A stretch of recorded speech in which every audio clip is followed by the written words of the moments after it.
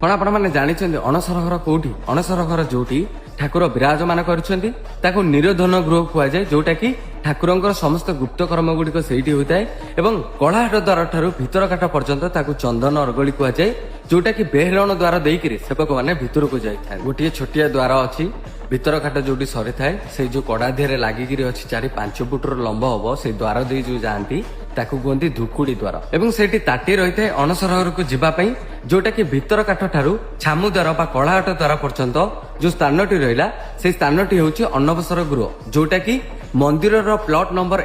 1 रे रत्न सिंहासन एवं गर्भगृह रोथिबा बेले द्वितीय नंबर को आसुची छामु द्वारा बा अन्नवसर गृह अन्नवसर व्यतीत अन्य समय बल्लभ भोग सेठी ही कराए तेणु ताकू बल्लभ पिंडी बा अन्नवसर गृह बोली कहुए कहीं ना महाप्रभु जेहेतु से विराजमान कर बल्लभ पिंडी बा अन्नवसर गृह बोली कहुए